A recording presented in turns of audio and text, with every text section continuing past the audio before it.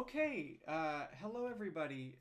If you are watching live, this live stream is happening kind of off of the regular schedule that we normally do. We're doing this in midweek. We normally do these on Sundays, but we had some stuff come up that prompted a little bit of a reschedule. So, welcome to anybody who's joining us today. We're going to be talking about public safety. I think generally the focus is going to be law enforcement and the structure of Cowlitz County's law enforcement. What areas I think people probably want to know and understand a little bit better than you might do without having done a lot of research on your own. And I'm joined today, as always, by my co-host Josh. Josh, how you doing? Doing well, friend. Appreciate the flexibility and the Wednesday stream. I'm excited for this one. I'm excited about all of them, but particularly excited about your thoughts on this one. Yeah, this one honestly was a little scary for me. I think for a couple of different reasons, which we'll probably get into as we get into the questions we have set up. But law enforcement, I feel like, is a kind of contentious topic. I think that whatever your opinion about law enforcement is, it's probably a strong one. And for that reason, I have to spend a lot of time making sure that I'm clear on what I think about it. And that I've done enough research to feel like I can have an informed opinion. So I'm looking forward to the conversation as well. Yeah, and I think that's a great place to start. I know in the last few streams we haven't really necessarily. I mean, you bring your perspective to everything Sure. in the amazing way that you do so, Joe. But like we haven't really kicked it off with the high level kind of thoughts about your thoughts on a given topic. Excuse me, as I on my words. So let's start there. I mean, from your perspective, what do you generally think about law enforcement at the highest levels? Um, I did not start out as a fan of cops. I Mm-hmm. think at best my perspective on law enforcement has been neutral, not holding a really strong opinion on it. And at worst, it's been pretty negative. I think a lot of that has to do with media portrayal. When we talk about law enforcement in the media, we're almost always talking about things that have gone wrong. The highlight reel of sorts that we see are the mistakes that people make, and for that reason, I think I'm naturally pretty skeptical of law enforcement's ability to do what they're charged to do, which is enforce laws, right?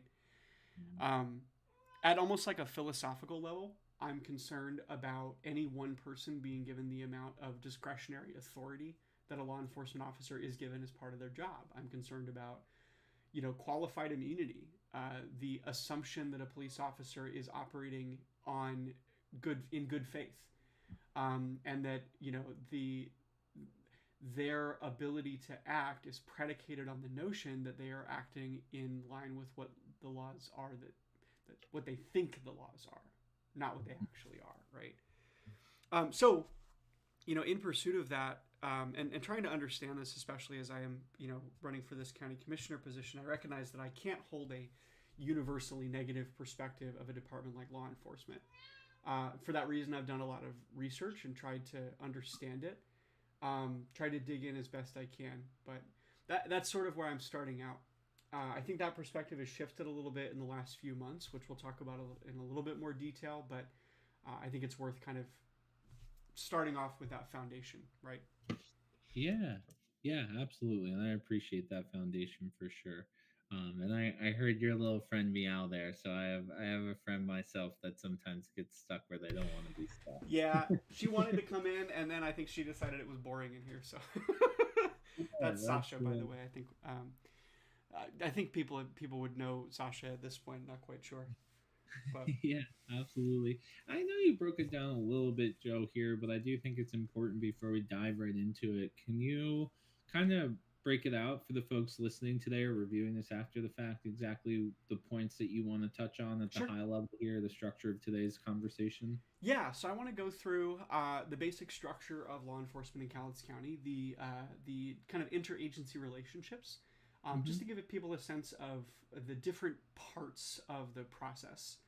I want to talk through my own perspective on law enforcement and the areas I feel like we could potentially improve. How do we maintain an effective police agency. And more broadly, law enforcement is a much larger topic than just police. So I want to hit on that a little bit. I want to talk about the role of commissioners and in what ways commissioners can actually influence law enforcement and influence public safety. And then share a little bit of my ideas and perspective on how we might change things, or how we might, at the very least, reinforce and ensure that the existing structures are maintained well. So that's kind of the plan. And then I think we'll dive into more specifics when we get into those areas as well. Sure. Awesome. Well, I appreciate you breaking it out for us, and I know we'll have a few breaks throughout, but why don't we keep moving if it's okay with you, and why don't we jump into the structure of law enforcement in Cowlitz County? I think that'll be an important place to start. So, like always, let's start at the high level. Can you talk to us about what agencies exist in Cowlitz County and what you know or can tell us about each agency? Yeah, absolutely. Give me just a second here. I'm going to change this over from the introduction slide. That's my fault. You're all right, friend. I think we'll just kick that over there. Great. Okay. So yeah, law enforcement in Cowlitz County is there's basically 5 law enforcement agencies we have to account for here. The first is the Sheriff's Office of Cowlitz County. Cowlitz County Police Department deals with everything that is not inside an incorporated city. So all of the rural and unincorporated areas are under the jurisdiction of Cowlitz County Sheriff.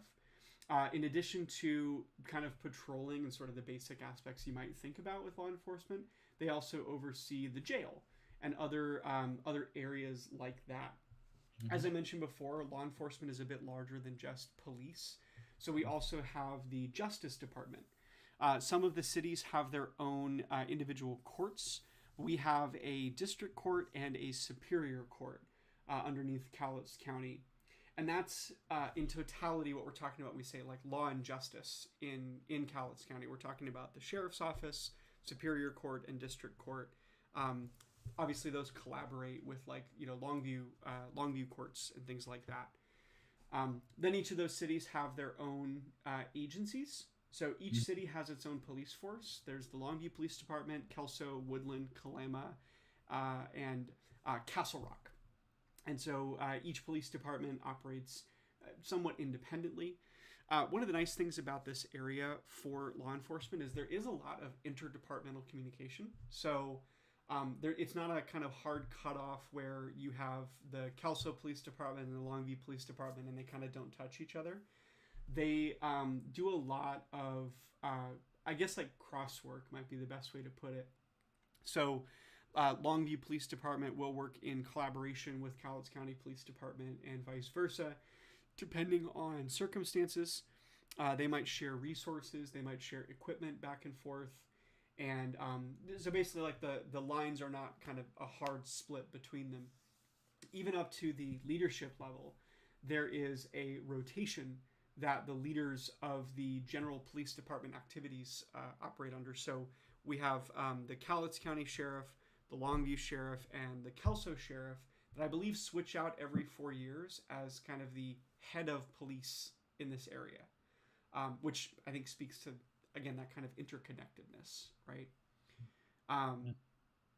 So I mean, that's a basic overview of the law enforcement agencies in Cowlitz County, and then more broadly, like I talked about, sort of law and justice as a whole category. Yeah. What can I fill in for you there, if anything? That makes sense. I appreciate the details there. I guess just one minute detail that I want to double click into and confirm that I have the understanding is when you talk about district and superior courts, I think that's common across the board. What is the difference that district court is more lesser crimes or misdemeanors, as folks would say, and superior court is more handling like felonies and things like that, Joe? Or what, to your knowledge, what is there a major difference between the two types of court? Yeah, so district court deals with some criminal, civil, like traffic infractions, miscellaneous cases by law enforcement. So I believe that the district court is underneath Cowlitz County. And I'm looking at the website right now, and it looks like that's right. So district court is distinct from like Longview's court system. Okay. But anything that is a felony charge is handled by the Superior Court, as I understand it. And so if basically the Superior Court kind of deals with the sort of escalating circumstances. I think we talked last time about family court, and I believe family court also falls under the Superior Court jurisdiction. Yeah. But yeah, basically your distinction is right. I think there's just a little bit more specifics there. Yeah, absolutely. Leave it to me to oversimplify, but I appreciate the detail there. And I guess, talking about local police, some of the court systems, are there any more or other agencies that, are involved in law enforcement or public safety in Cowlitz County that we haven't discussed or brought up yet, Joe? Yes. So there's Washington State Patrol. Because we have that major I-5 corridor running through Cowlitz County, between Clark County to the south, Lewis County to the north. WSP handles a lot of the highway issues. Our law enforcement agencies do interact with Washington State Patrol quite a lot as well, and especially if there's like a crime committed, somebody's traveling along a highway and then they move into a city, they'll usually work together on things like that because Washington State Patrol kind of owns the highway itself, but obviously that highway branches off into a bunch of individual areas. We also have the 911 center here in Cowlitz County. I think it's just called Cowlitz 911 officially. That is not it is officially like a public operation, but it's not under the jurisdiction of the commissioners. So they have their own budget center. The treasurer's office in Cowlitz County does handle the budget for Cowlitz 911, but basically they're kind of the bank for them. So they kind of hold their money and disperse it to them from taxes. Otherwise, we don't really interact with them a whole time. Cowlitz 911 used to be in the Kelso Administrative Building and then moved into their own facility a year or two ago, I think at this point. And they operate pretty much separate from the agencies involved with the sort of county operations. They do kind of normal stuff you'd expect from 911, right? You call them and they interact with law enforcement, fire, medical emergencies, things like that. And they're kind of that coordinating point for each of these agencies and how they interact with the public. Perfect. Appreciate that context there. And I know you kind of kicked it off here, right? I think that you said that the topic of law enforcement can be touchy, for lack of better words, maybe potentially. I mean, are there any significant events that are worth discussing today for historical context around law enforcement in Cowlitz County, Joe? Yeah, there's a few I think worth knowing about as kind of an outsider, right? A few that I think are in people's sort of collective memory. First was an officer who was shot in the line of duty. Officer Justin Duracier, or Duracier, I'm not sure how you say his last name, but he was killed in a check-in on an RV that was blocking a driveway. That was a pretty widely known incident in this area, and pretty significant one. Beginning of this year, there was an officer involved shooting of a woman who was said to be suicidal. Her boyfriend, I believe, called police and said that she was suicidal. They showed up at the house. She aimed a gun at an officer and was killed. And among other things, there have just been a few other incidents of, kind of significant police activity. We had 15 people arrested in a series of sting operations related to pedophilia. So that was pretty widely known. And then the law enforcement agencies themselves have had a few cases of, I'm going to try to be sensitive to the language. There was an alleged incident of potential racial bias where an officer was said to have been inappropriately profiling an individual. That person settled out in court. And the reason I say alleged is I think it's really important. The investigation did not find that there was a case of, there was a justified racial bias in that issue. And so those are the kind of significant things that have happened in the last like 10 years or so. Otherwise, I think law enforcement is pretty quiet in this area, other than kind of run-of-the-mill criminal activity, with the occasional high-speed chase, things like that. But those are probably the most significant events in this area. I do think that kind of brings up the sensitivity of all of this, right? And we'll talk about this a little bit later in my interactions with law enforcement in this area. But one of the things I try to acknowledge, or I'm trying to acknowledge more lately, is that law enforcement is generally involved at kind of the worst points in our lives. A police officer's job is to engage with you in a situation where you are asking for help. One officer I remember put it this way: they wouldn't be talking to you if they knew how to handle things on their own, and that's why we're here. And so even just these few events kind of highlight the intensity of those interactions. There's so much involved in enforcing the law effectively and conscientiously. And those events, I think, kind of pinpoint the severity of those sorts of things. Things going wrong have really major consequences. So wanted to just highlight that just a little bit. Yeah, I think it's really important to highlight, and I don't want to take away from conversation down the road. And I've asked a lot of loaded questions over the last 8 weeks. This might be the most loaded of them all, Joe. But from your conversation and boots on the ground, and maybe you don't even have a place to really answer this, so keep me honest there. But like, what's the local sentiment in the community around law enforcement? I mean, I say that's a loaded question because typically I would say in most communities they're split, right? You're either very pro or very against. Do you feel like folks lean one way or the other, or the majority of folks lean one way or the other in Cowlitz County? That is, I think, the where that question gets really sensitive is, what does the majority think? Sure. I think that when I talk with people out in the community about police, their perspective is either informed by their own maybe political sense, that they feel like, well, the whole world's against police and we need to stand up for them. Or they've had individual experiences with police officers that have made them a little bit jaded or a little negative. I talked with one gal in my neighborhood, actually, who talked about a family member going missing and feeling like detectives had kind of dropped the ball or stopped investigating because they had already decided what had happened and weren't really interested in other explanations. I think the overall sentiment I've heard, and I'm not really talking about the majority here, but the kind of problems people have cited, it seems to me as though police are doing what people expect police to do, but they are not everywhere that people want them to be.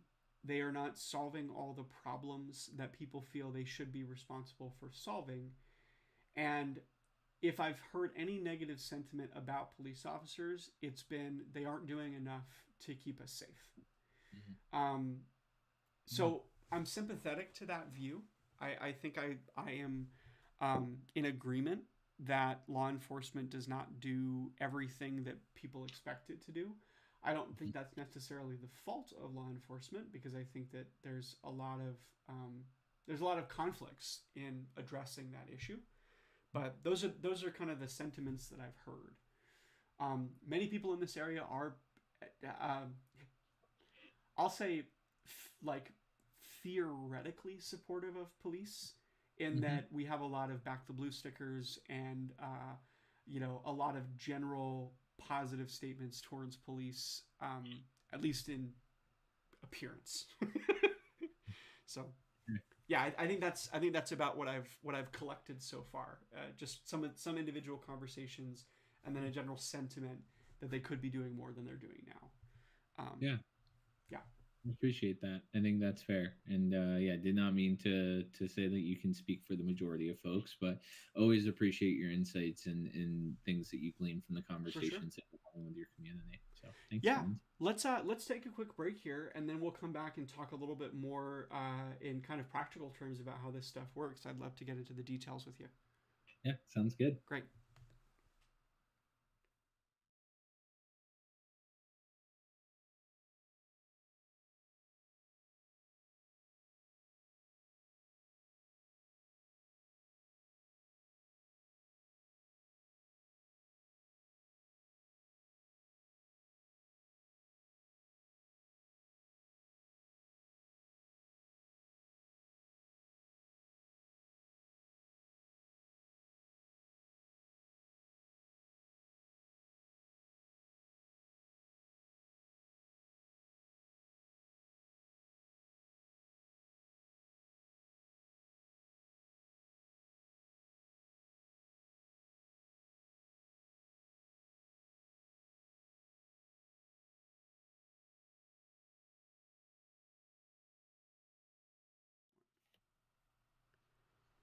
Okay.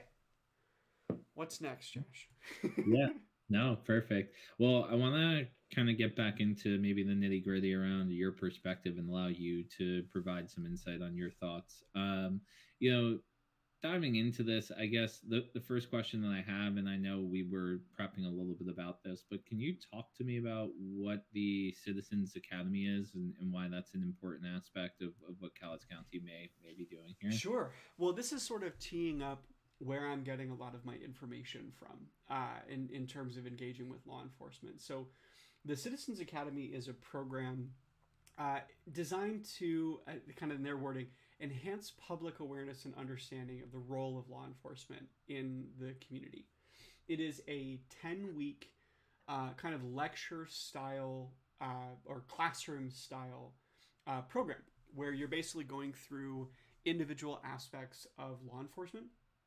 Most recently, like on this last Wednesday, we did a kind of a deep dive into DUIs and the street sobriety tests and how you establish whether or not somebody might be intoxicated or impaired. We've gone through use of drone technologies. We've gone through the hiring practices. We'll get into those even in a little bit more detail here. And overall, it's just been a great opportunity to dig into law enforcement from the perspective of law enforcement officers. We also had a presentation done by a judge from the district court, Judge Hayes. We heard from the prosecuting attorney and from the defense attorney as well. Um, it's a really cool program that incorporates Cowlitz County Police Department, Longview Police Department, and Kelso Police Department. I don't think Kalama, Castle Rock, and Woodland are as involved, Mm-hmm. but yeah, that's essentially a deep dive session on any individual topic related to law enforcement in this area. It's pretty cool. You took the words out of my mouth. I was going to say that program is incredibly cool. Yeah. I mean, I think it's really important in the greater context of what we're talking about too. It prompts me to want to do some research into my local county and see if we have something similar going on because I think it's important. I didn't even know this was something available. I'd heard it mentioned once or twice, but it hadn't really clicked with me. This is something I would benefit from. But I went to the Longview Police Department and asked if I could do a ride along because they have forms to like you can sign up to do a ride along with an officer. And because I wasn't inside Longview city limits, they said, well, you can't do a ride along. So the only other thing that's really available to you is probably the Citizens Academy. I didn't realize even what it was, but I put my name in. I put in my form. You know, hey, I'm generally speaking not super supportive of law enforcement, but I do want to learn about them. And I got approved and signed up for it. Each class can take, I think, 30 people in total. So we don't have quite that many. I think we have like 15, maybe 20 in this this session. But yeah, these run once a year. Anybody can come sign up for them, and you can learn how law enforcement works. I think it's really important, and I've been very conscious of this, to call out the bias in all of this. This is police officers talking about policing. And so they're probably not going to hit on as many of the maybe controversial topics, but honestly, I've been pretty impressed with the sensitivity that folks are taking to some of the more complicated subjects, like bias in policing and things like that. So it's not quite done yet, so I can't officially say that I've graduated, but I'm pretty excited about all of this. Yeah. Fantastic. What a wonderful resource. And I'm glad that you're part of it and sharing some of that knowledge with us here today. And I think, obviously taking into consideration what you just said around the bias, but also taking into consideration that you feel like they're doing a really good job around how they're approaching that. Talk to me a little bit about, in the context of effective policing, how do you think we maintain an effective and conscious police force? I want to get your high level thoughts, and then I have a couple of sub bullet points to drill into and maybe ask about here. Yeah, I mean, I think the first point there is effective hiring process. Yeah. Policing is only going to be as effective as the people who are involved in it. Talking a little bit earlier about my hesitation around law enforcement, it really does come from the fear of the potential harm that comes from giving somebody the amount of authority that a law enforcement officer has and the discretionary ability they have as part of it. I think getting really engaged with the community and building public trust are two additional aspects. Because, if your community doesn't trust you to get involved, they're not going to call you, they're not going to engage. And if you're not regularly engaged with the community, and again, I think we'll talk about this a little bit later when we get into the experiences I've had through the Citizens Academy. If you're not engaged with the community as a member of law enforcement, you are not going to see your community as one that you can help. I think it's very easy to get jaded if you're not connected. And so I think those are three really important aspects, and we can dive into any one of those as you'd like. Yeah. Well, I mean, I think we talked a little bit about hiring practices, but talk to me a little bit more about community engagement and your thoughts there. I think this is a reoccurring theme as we've gone through live streams, and I've pressed you a little bit on your thoughts about how we make that more effective in context of effective policing. What does that look like for you, to put you on the spot like I always do? No, you're good. Well, I think that the responsibility of an agency that is enforcing laws is to try their best to communicate with the public. I didn't really understand this connection, but I would talk to people about being more open, sharing more information. And a lot of people have reflected that back to me as a desire for transparency. I had not really thought about sharing information as transparency. Just something in my head didn't really connect those two dots. Mm-hmm. But it seems as though people are just generally want to know what's going on and having insight into the process, into how things work. I think community engagement can start from being out in the community and talking with people. We have a really cool program. It's called Shop with a Cop. It's an opportunity for law enforcement to go, and I believe it's around Christmas time. They connect with families whose children need gifts and maybe can't afford them, and a member of law enforcement goes through a store with them and helps them buy gifts. I think that the community engagement part of it is partly about being transparent, being more open with information, but also just being connected, being in consistent communication. If you're a police officer that is not regularly engaging with your community, I think it's very easy to see people as lost causes. And so I want to find ways for police officers to engage with people and connect with them. I'm kind of talking around those two things, but I think it's the transparency part of it, and then I think it's the connection part of it. Those two I think are really important elements of community engagement. Yeah, absolutely. I couldn't agree more. And I think to kind of round out, like the last sub bullet that we're talking about outside of just community engagement and transparency is just public trust too, Mm-hmm. right? And I think what a better way to build that trust in the community through some of those shop with a cop, right? Or through some things that you folks might not be doing today, but can start doing Yeah. to open those lines of communication. I think duh, Captain Obvious statement, but with added transparency comes added trust Yeah. too. So really, I like your thoughts there. I actually do want to circle back to the Yeah. hiring process too, because this was an area that I think I just was operating on an uninformed perspective here. Hmm. I'd like to Yeah. actually take you through the steps that we take to bring new law enforcement officers into our community. Um, I've had this impression for a long time, and you might too, especially if you have the same kind of media exposure that I do, Mm-hmm. that police officers are able to, start in a job. They're not trained. They're given maybe a few weeks of textbook learning, whatever. Then they're sent out, and it's like, great, you got a gun and a taser, go for it.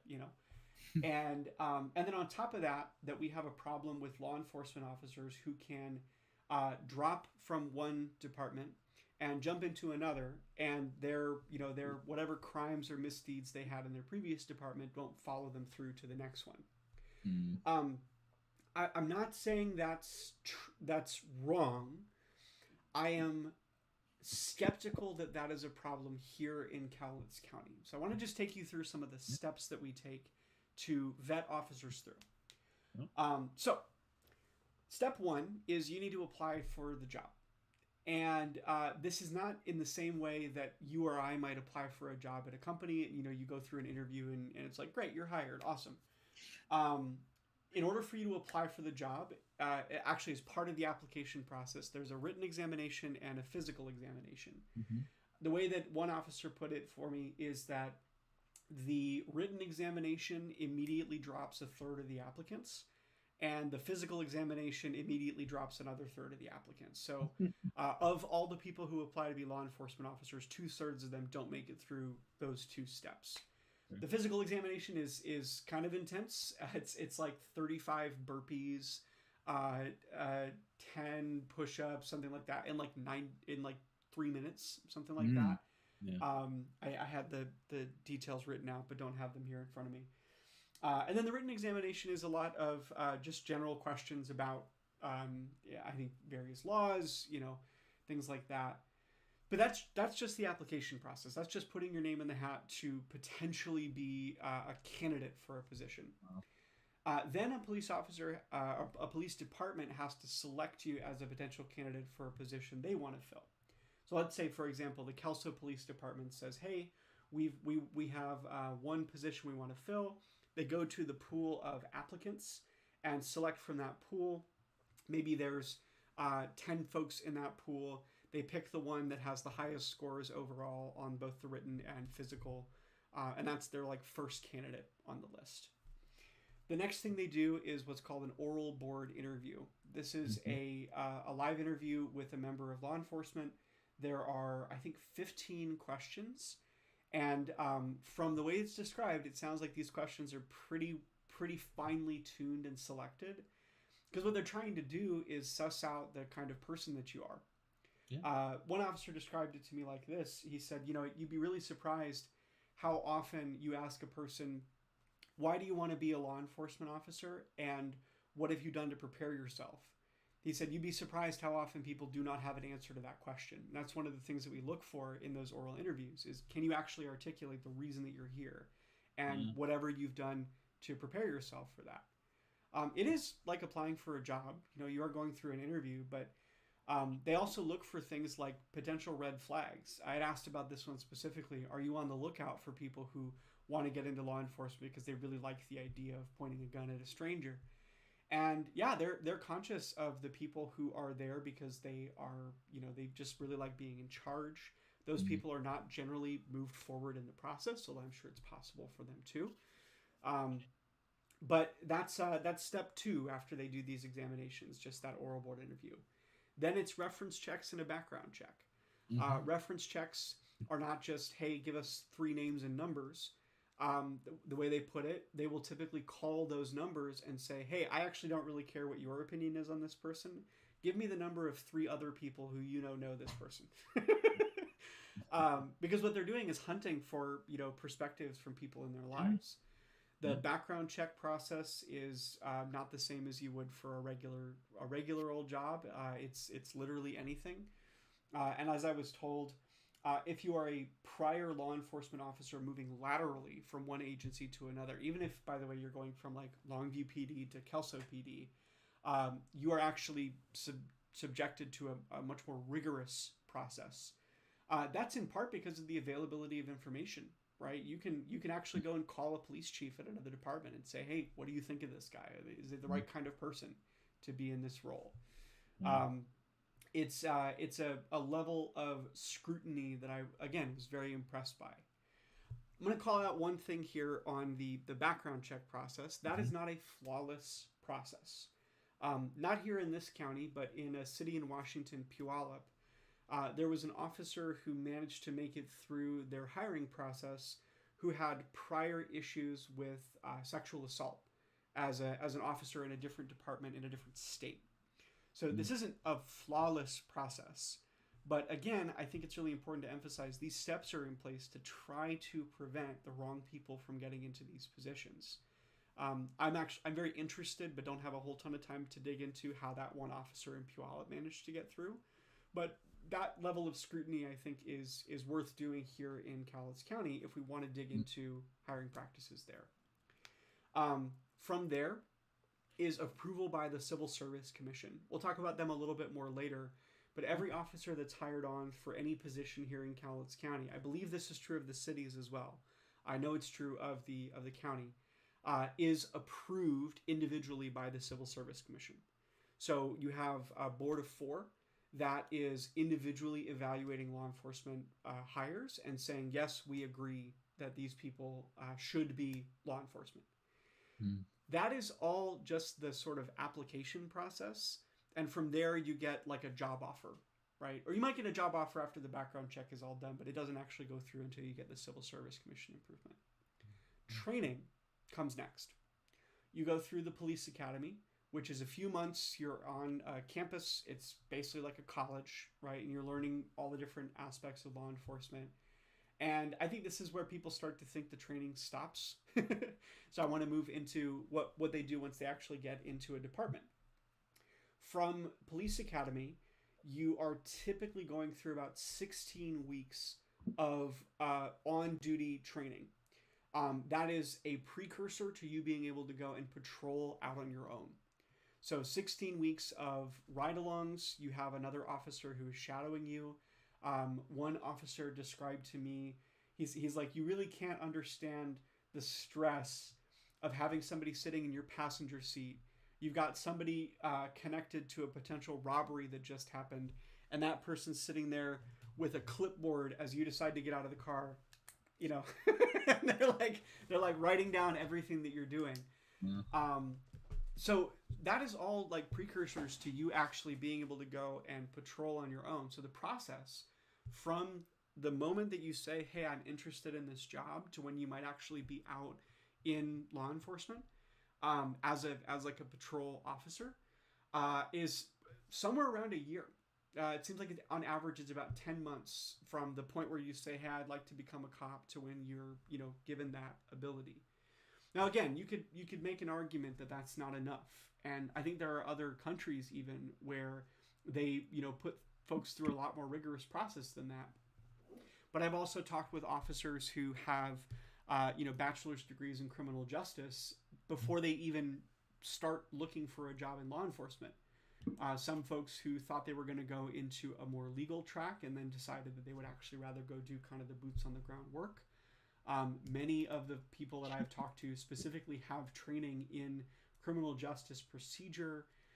And it really seems as though, again, this is just impressions, but it really seems like the process is designed to cull out a lot of the people who might misuse this authority. Yeah. I had asked one officer about kind of ongoing training, I think like de-escalation training. I said, how often do your officers engage in de-escalation training? I was kind of expecting It's every 60 days, every quarter, every year. And the officer or the chief said, oh, it's every day. I was like, what do you mean? And he said, well, basically every day we come in the morning and review previous calls and talk about how we could apply better strategies to manage situations like that in the future. It's part of our normal routine to go through that. And man, like going through that whole process, I'll tell you, my perspective shifted quite a lot. I know that this is not a flawless process, and that, again, even with all of that in mind, people can still sneak through. But it seems like even in the last couple of years, we've adjusted, in the wake of controversy, George Floyd type stuff, Ahmaud Arbery, all these other terrible situations. And it seems to me as though we're doing a lot to try to make sure that doesn't happen again, and that we don't allow an environment that fosters that. So anyways, I wanted to kind of just rip through all that with you because I thought that was really useful for me to understand. Yeah. And if nothing else, I mean, I left that session with a lot of confidence in the way that we try to make sure that we're hiring the right people and getting good people into those seats. So yeah. Well, I really appreciate you sharing that with me, because when we started this little section, I was not anticipating it to be as thorough or in depth of a process similar to what you were saying, right? And I think that's partially due to the media outlets that we follow. Sure. But I really like hearing that, and I think that's so impactful, and I think it's really important for your community to hear that too, Joe. So, as we wrap up this section, I guess my last question is, what else have you learned in this Citizens Academy program that you think the people want to know or need to know? Insight number one for me, it had not really connected with me prior to going through all this, that this is a job. I think I had a general understanding of what it means to be in law enforcement, maybe even like a philosophical one. Your job is to kind of take things through the line of reasoning that's given to you through legal documents and try your best to carry that out. But until I got into the passenger seat with an officer and went on a ride along, it didn't really connect with me that this is somebody's work. This is employment. And with that, it has all the aspects of employment that you might expect. Police officers and policing is not a monolith. I had ride-alongs with two different officers, and they were two very different people. One of them talked about how important he felt his duty was to protect and serve his community, and talked about how much he loves this area. And another told me that he really likes being in policing because he really likes high-speed chases. It was just kind of eye-opening for me. Like, my goodness, you guys are just very, very different people. It sort of demystified it for me. I think I had a very romanticized view of this whole process, and that that everything you're doing is through this lens of I'm enforcing the law. Another aspect, so like insight number 2 on this, is a lot of the people that I talk to are acutely aware of where they are and what they're doing. There is a lot of weight placed on the mental health of officers. One officer said, if you're a police officer and not regularly engaging with a counselor, you're probably not doing super well. And the importance of peer support, of emotional support, having a person you can go to who is a confidant of kinds. There are a number of peer support groups in law enforcement, groups of like 8 people that all have the same central person they go to for help. And that person is supposed to maintain confidentiality, not share whatever you're going through, to give people a safe place to go when they need help and guidance and advice. The other piece of that, and this is probably the most significant realization I had through all of this. Law enforcement is engaging with people at the worst moments of their lives. Nobody is calling 911 because they feel good about the situation that they're in. And man, like we went to the 911 center, and while we were there, somebody picked up the phone and was in a domestic violence situation. While I was on patrol, there was a one guy who got pulled over for speeding, and then immediately we went to a situation where somebody had was banging on their partner's door, and it seemed like it had the potential to escalate. Like No. the day to day activity of a law enforcement officer is so heavy, and I was just kind of reflecting on all of that. Would I be okay with other people taking a microscopic lens into my day-to-day activity and then critiquing things that they felt were wrong? I think that it's really important that we have that level of view into the activities of law enforcement. But man, like, as I was going through all this, I'm like, how can we be so critical of the decisions that they make? I mean, sure, yes, in a philosophical sense, yes, it is very, very important that you know the law. But I'm kind of not mad at a standard that says, hey, as long as you believe that what you were doing was in line with the law, like you personally might not be, fully culpable for the decisions that you make. I do think it's really important we hold people accountable. At the same time, this is a job. It's something that somebody is being employed to do, and I didn't really get the impression that anybody was half-assing it. I'm sure they're out there. I'm sure there are officers in our community who maybe shouldn't be officers. But at the same time, I left with just a lot more empathy and understanding for the difficulty of that role. I would not want to be a police officer. I knew that going into this, but now I have a lot more reasons why. And one of them is that I would not want to be in a position where my whole job was just to engage with people at the worst moments in their lives. With that too, I'm sure you can imagine how easy it would be to start getting jaded. If all you do all day is interact with people who are struggling, and you probably see the same people showing up over and over again, it would be very easy, I think, to believe that your community is much worse off than it is, because you're basically seeing the sliver of it that is struggling. So anyways, that's a lot of like the emotionality of it, but that's a part I feel like I was personally missing, and what I've learned from engaging with all of this. I'm still generally critical, and I think it's really important that we maintain some stance that is not fully for or fully against something. But I have an appreciation now for the difficulty of that work, and I think a little bit more grace for mistakes when they show up. So that's kind of where I'm coming from at this point. Anything I can add on there or break down for you a little more, Josh, you think?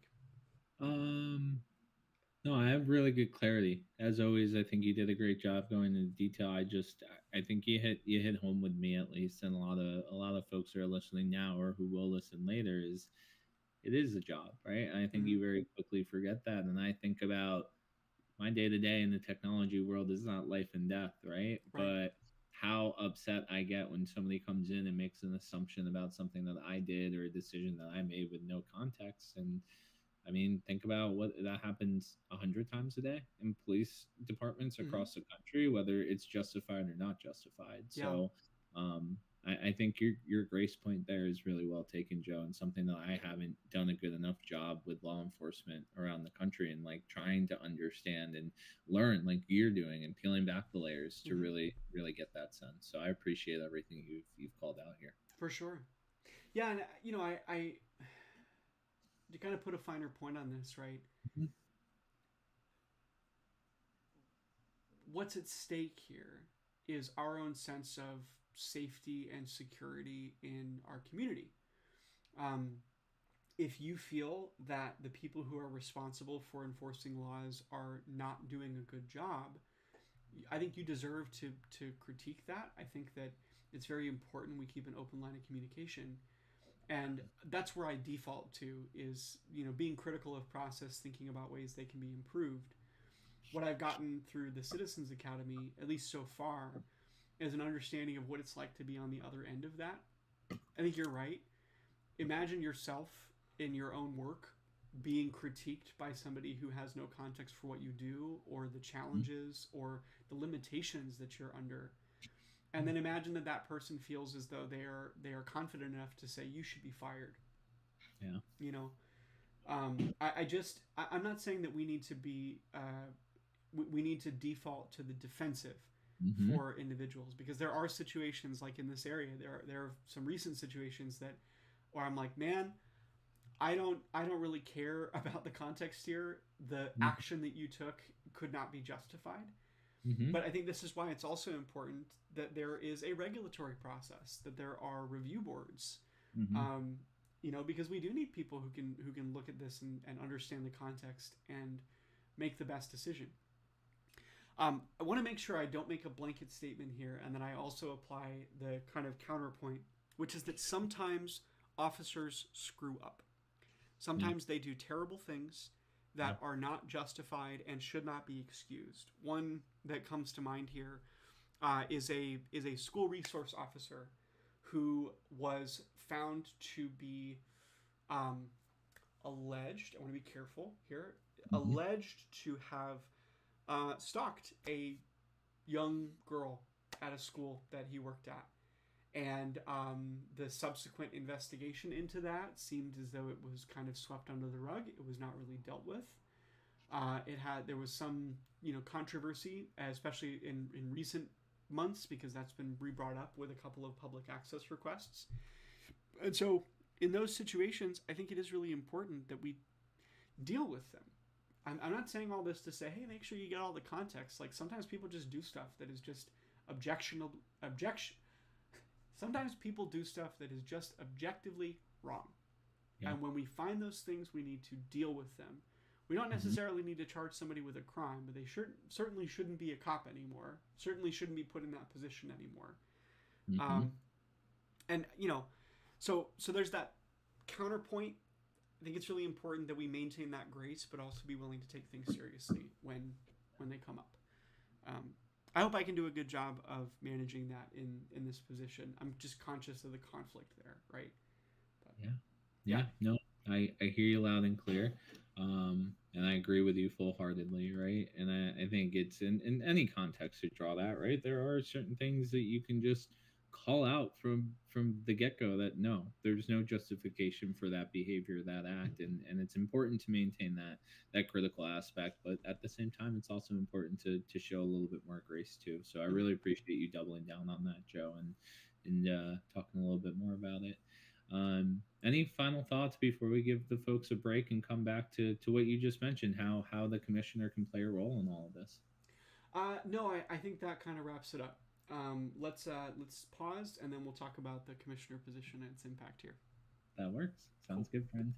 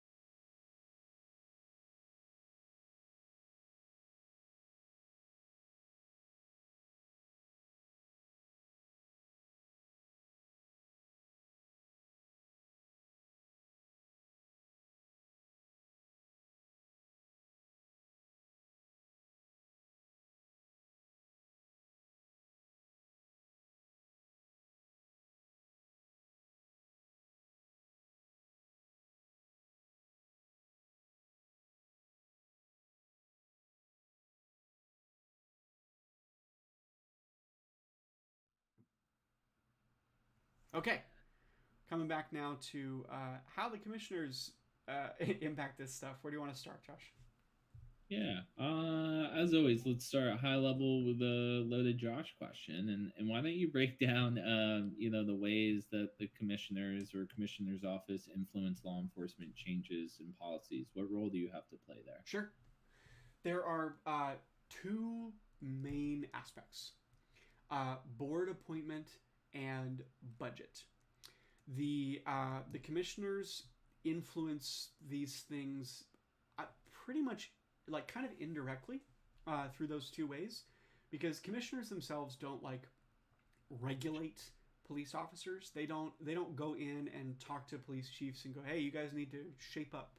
They might do that, out of their own interest and maybe threaten the purse strings or whatever.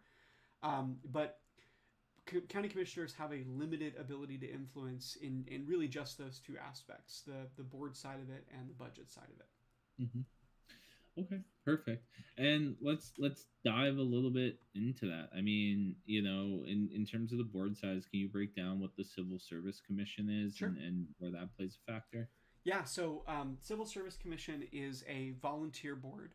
I mentioned them earlier when talking about their role in hiring. So one of the things they do is decide who gets to be hired into law enforcement. They meet once a month and basically review resumes and say, yep, this person seems like a person we want to hire. I haven't looked into yet how often they approve or disapprove of officers. I think that'd be an interesting thing to dive into. But the commissioners themselves have a hand in appointing members to those boards. So right now it's a board of 4. I'm not sure if it can be expanded, but I think the really important aspect is ensuring a diverse set of perspectives. I think that it's important that the people who are involved there have perspective into how law enforcement works. But in my decisions related to the Civil Service Commission, I'd want to make sure that we have people who think in a few different ways and can kind of advocate for one side or another of things. Appointments to the board is really where the commissioners kind of play. They can appoint people who want to prioritize accountability, transparency. They can also choose to appoint people who are just pro law enforcement and kind of rubber stamp things and move them through. But finding people who reflect the values of the commissioners themselves, and making sure that those people feel the sense of agency over that process, I think is really where we can impact things. Yeah, and I don't want to cause controversy where there might not be, but talk to us a little bit, Joe, about oversight that the commissioner's office themselves have, looking into who they're appointing it, right? Like you called it out, hey, maybe they're appointing somebody because they're really pro law enforcement. Maybe that's not a bad thing. Maybe that is a bad thing in some cases, right? So are there any checks and balances in place for reviewing who's appointed and any ways to make changes? This is also coming from a place of ignorance, not really understanding local government too.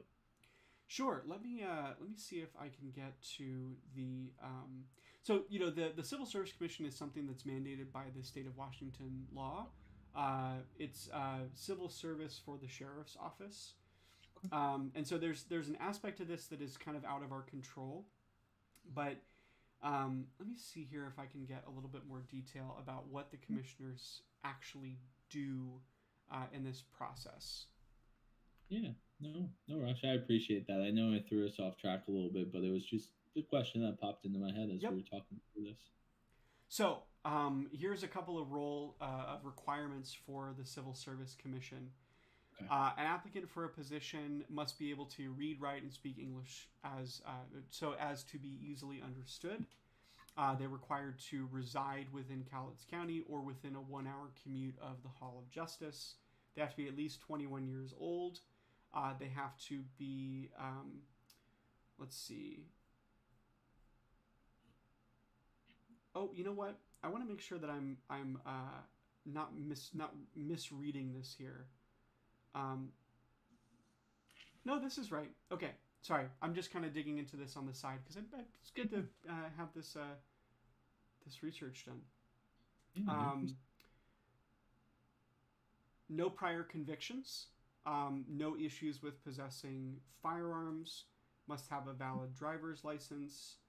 Um, and completing applications.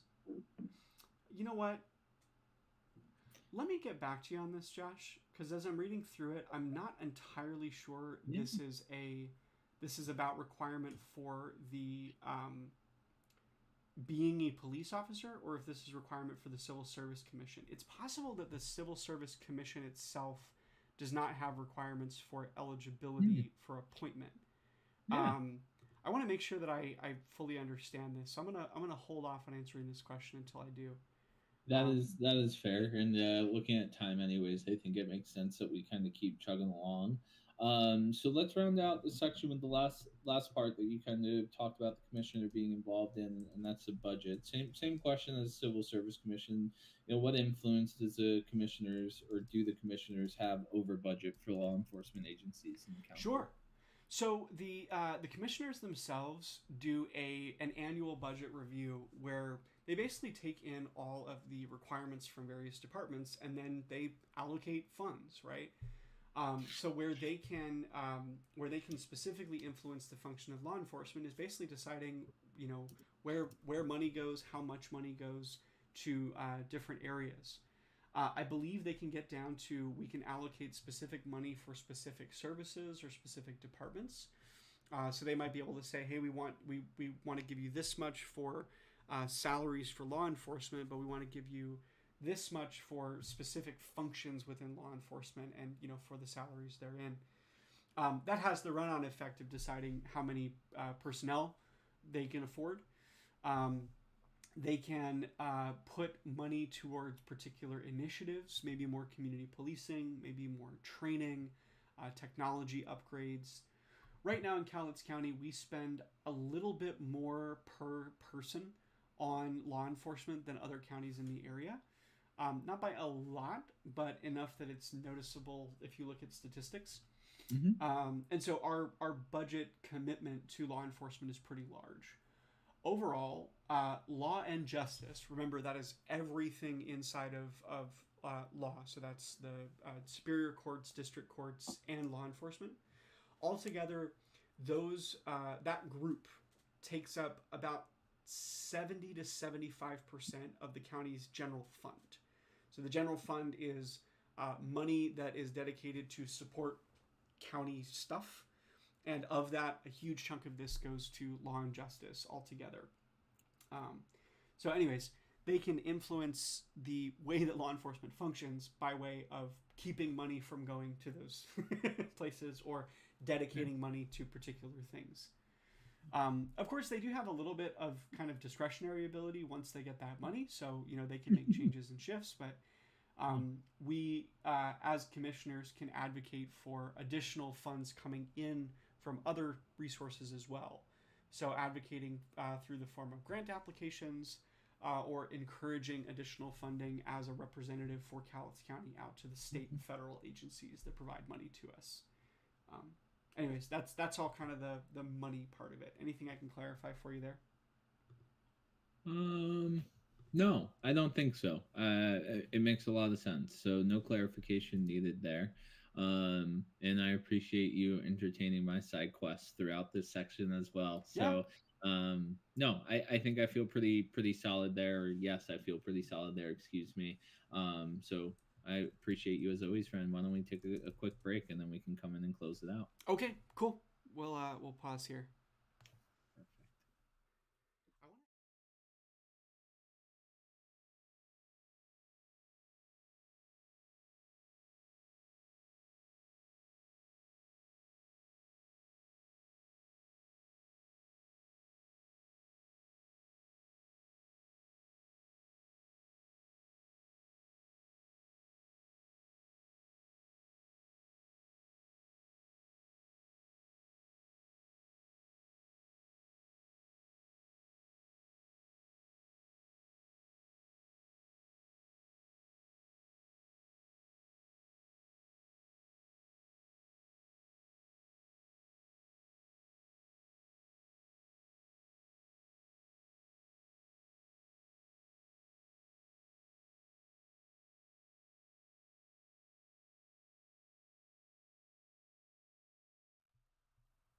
All right, turn the camera back on for a moment here to answer the question that Josh asks. I think I found the answer to it before we jump into this next section here.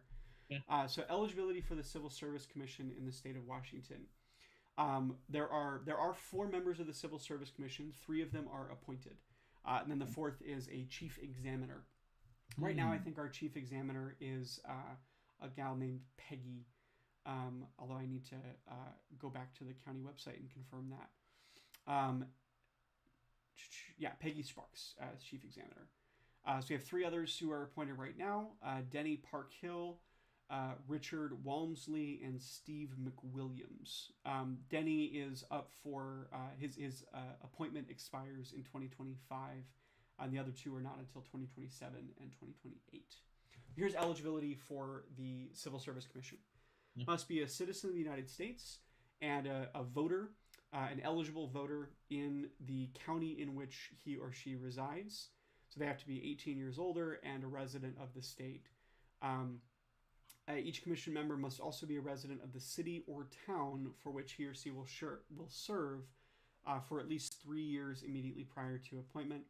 In the case of a county civil service commission, which we have here, the resident of the county must have been a resident for 2 years before appointment.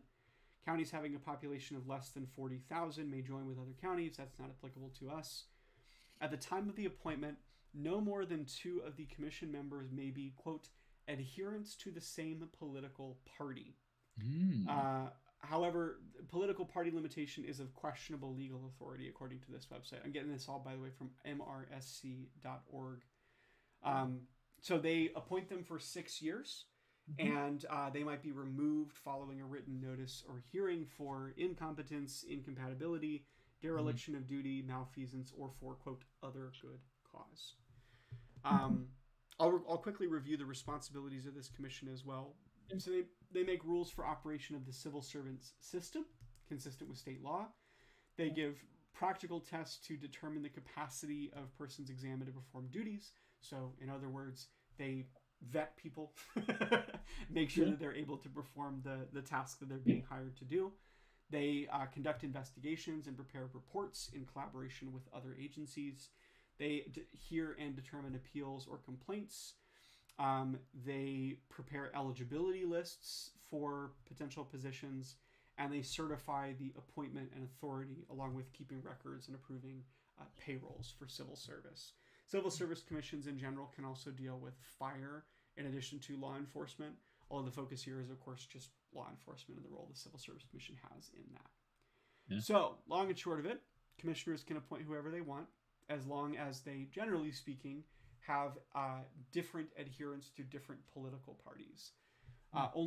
Actually, I think if I were elected this year, I would be involved in the appointment of the person currently in Steve's position, which is in 2027, and then Denny's position, which is up for expiration in 2025. So there's opportunities there to refill those seats if we don't like the individuals that are there. Although I have no reason so far to be critical of either of those two at this point. Yeah. So, anyways, lots of information. Hopefully that answered your question. I appreciate you giving that one too.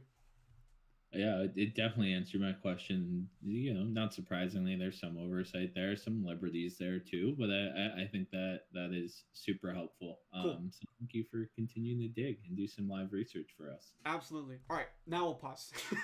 We'll come back to this in a bit.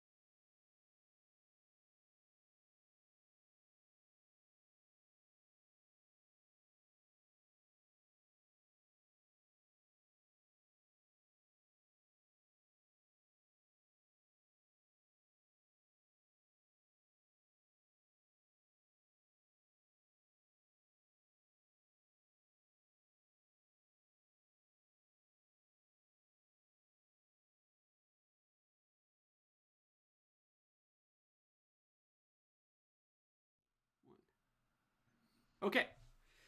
Coming back to the last section here with about 20 minutes left. We're really just, I think, going to dive into my thoughts and the stuff that I'm thinking about in the context of law enforcement. I'm trying to get a little bit more clear on my particular objectives in these areas. So, Josh, let's dig into this a little bit. Yeah.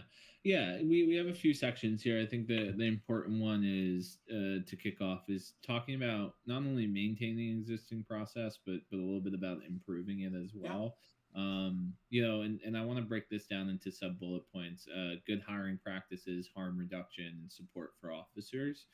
So let's start from the top. Talk to me a little bit about your ideas around maintaining or improving process for good hiring practices. Sure. We've hit on these a little bit so far, but honestly, I really like the level of depth that we go to through our hiring process.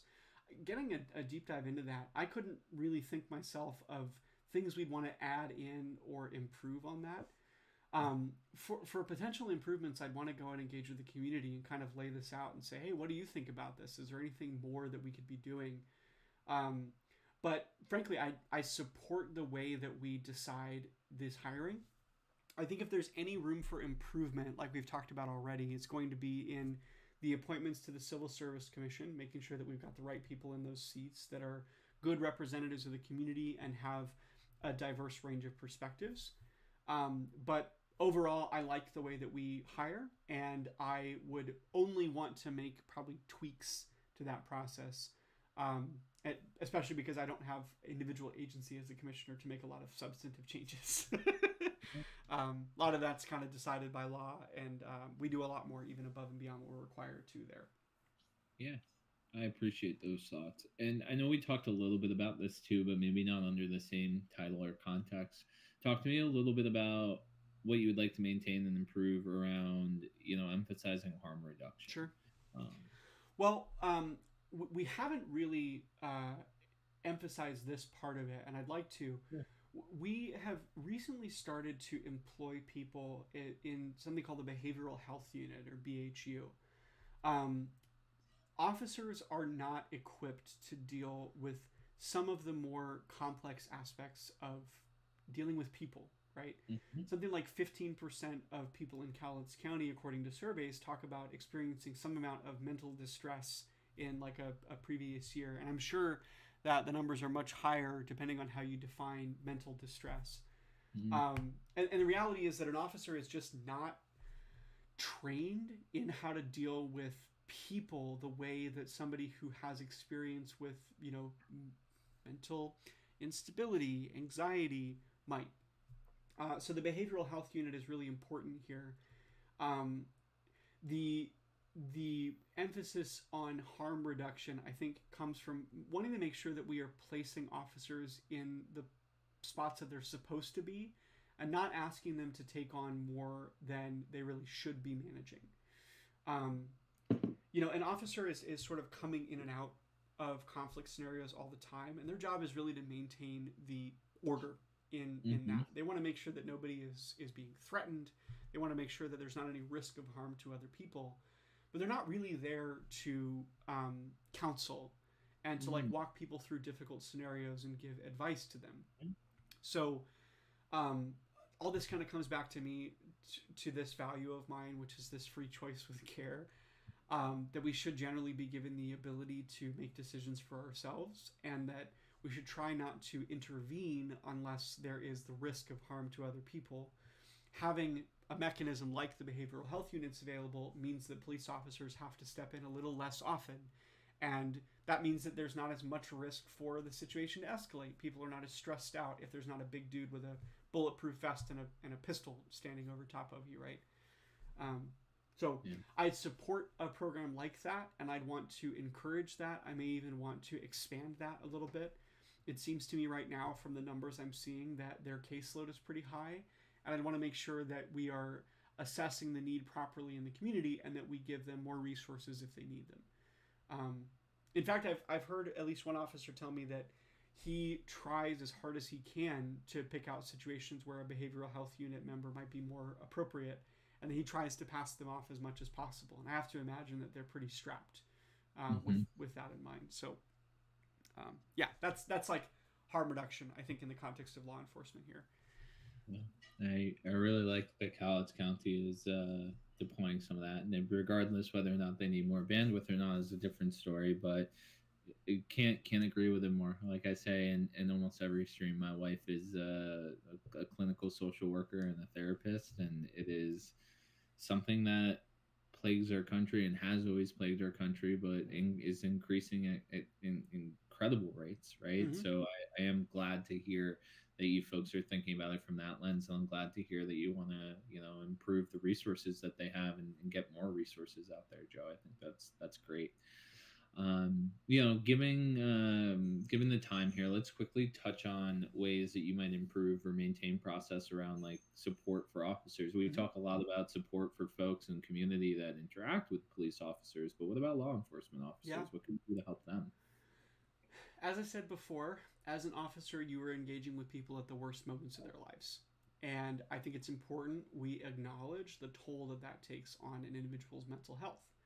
I think we need to make sure that officers have access to counseling resources, that peer support is encouraged. And I think with what I've learned about law enforcement in this area, we are doing a lot to try to make sure officers are okay. We do try to give them space when they deal with traumatic events. We have to acknowledge that trauma is a huge part of being a police officer, and that we need to give people an appropriate amount of space. Now, with that said, our police departments seem to me to be understaffed. We've got a couple of vacant positions that we're trying to fill. And what that means is that when somebody experiences a traumatic event, they are not necessarily pressured to stay on, but that creates pressure on the law enforcement agency. You have officers that are working more overtime, which, I mean, they might be happy to do, but I think in making sure that we are supporting officer health, we are, by extension, ensuring that they are coming into these situations with a clear head. They can evaluate things appropriately, and kind of handle themselves, right? Being understaffed does not help anybody feel less stress. And I think it's important that we at least consider that and consider the strain we're putting on officers in those budget decisions. So to kind of put a finer point on that, I think we need to deal with the staffing problem with police departments. I think if we want a police department to exist, we need to make sure that the people who are doing that work are healthy. And so I generally, at this point, support increasing staffing levels for police departments. I know that there's going to be some pushback on that because, of course, that means potentially taking some money away from other things. But I think this is such a critical aspect that maintaining the mental health of those individuals matters quite a lot. So that's kind of where I land on it anyways. Yeah, I think it's a great place to land, and I couldn't agree more. So sorry I can't make it more riveting with some follow-up questions there, but I think we're in 100% agreement. Okay, so with just about 10 minutes left, Joe, I want to kind of set the stage for the community engagement section here around your ideas. The three pillars we have here are transparency, use of technology, and data and information sharing. Why don't you walk us through that top down, same fashion? Like where do you think you want to double down and maintain? Where do you think improvement can be helpful? Again, I said something a little bit earlier I want to circle back to, which is I had not really connected the idea of sharing information with transparency. In retrospect, I think those feel like the same thing and that people make those connections, but I think we just need to be talking a lot more about what we do. You know, there's not really a lot that we lose by inviting people to review our perspective. And when you leave things empty, when you don't fill in information, you invite people to kind of think what they want. I think the vagueness that we operate under helps us feel like we're not inviting critique or scrutiny, but it comes at the expense of the public's trust in us. And so, generally speaking, I think that what we need to be doing is a lot more aggressive communication about how things work. I want to know what goes into hiring for an officer. Is there more that we can be doing to inform people on how this stuff works? Can we give them a step-by-step view into our processes? Um, Frankly, as I was preparing this live stream, I was hunting for statistics about how things work in our county, and it was really sorely lacking. It was really hard to find information about the way that things work here. I learned a lot more from the Citizens Academy than I've learned from anything that I found out on the web about Cowlitz County. I'm not saying that we need to, necessarily try to like show our whole hand here, but I don't think we lose a whole lot by talking about ourselves more than we are right now. In terms of use of technology, I think there are new technologies that are appearing that would make this a lot easier for us as well. Mm-hmm. It was really common for me going through these websites to find, a report that was created, and I was like, oh, it's like a major crimes report. That looks awesome. And then it said last updated 2009. Darn, right? But if we think about, using technology, we can speed up those processes quite a lot. If we get a lot better at tracking data and managing information, we can then produce more and show our hand a little bit more and ensure that the processes we're using hold up to public scrutiny, right? The lack of information to me on what's available out there, for me personally, led to my impression coming exclusively from what I saw on social media. And as soon as I got exposure to that information, I started to gain an appreciation for how all this works. I want to replicate that as best I can and just show people what's happening. Look, I understand that that's kind of putting ourselves in a vulnerable position, right? Because what if somebody looks at this, and what if they take this and run with it, and what if they're talking about this, whatever. But we get an opportunity to clarify if that's the case, and we can fill things in for people. Not talking about it gives the impression that we don't want to talk about it. We don't want people to know how this stuff works. Mm-hmm. So that's kind of where I'm landing on the community engagement side of it. I do think we need better social media presence, and we need more opportunities for police officers to interact with the general public. But personally, just the lack of information to me is so pronounced. It's almost like going to dig a well and you just keep pulling sand out of it. And again, it just opens us up to impression. If we aren't talking about what we're doing, if we're not sharing openly, we're giving people the opportunity to fill in the gaps. I don't like that, and it led for me to a much greater amount of distrust than I think I could have had the information been readily available to me. So yeah. And I think that leads nicely into our last point here with 5 minutes left of willingness to change and adapt. So not keeping that high level. Again, the way that I asked this question in previous streams is not to make assumptions that folks are doing something inherently wrong and don't want to change it. But do you think there's a lack of willingness to change and adapt around, like, some of the things that you said are complex projects that will take a lot of time to solve? Others seem to me, at least from my ignorant viewpoint, for lack of better words, simple kind of switches that just might be able to get flipped on. So talk to me a little bit about that. Well, anytime you invite change into a system, you invite risk. And I feel as though it's not that there's a hesitance to change as much as a fear of what we might risk if we do that. It's a lot easier to say no or not right now than it is to take on that risk. I think the other aspect of this, and this is becoming a lot more pronounced in even just the last year, it's getting considerably cheaper to do the kinds of things that we're talking about. The rise of artificial intelligence technology is making it so that almost anybody could, with a rudimentary understanding of code, create their own system like what we're describing. And I feel like not having people in those rooms who are aware of the capabilities and who can see a line to actually getting those changes done is part of the problem. My expectation for my administration is that we are aware of what's possible and that we assess it and say, okay, of everything that's possible, what makes sense for us to do right now? And I do think a lot of the hesitance to change comes from a lack of awareness, a lack of understanding.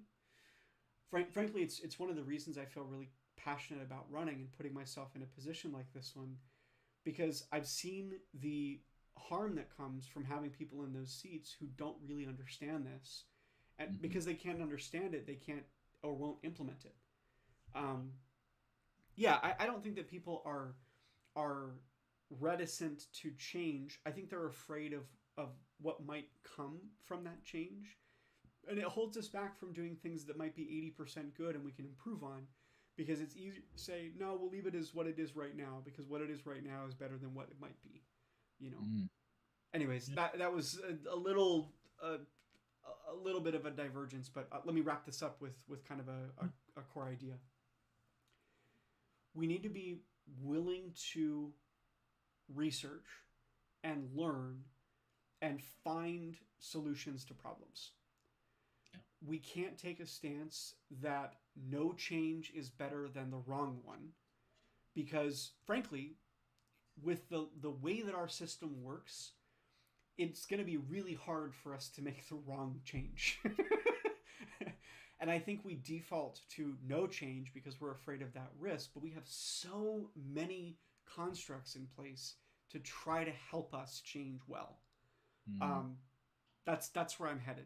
That's what I want to do, is make changes and do them for the better, with the mindset that we already have a lot of stopgaps to prevent us from doing things that end up harming us.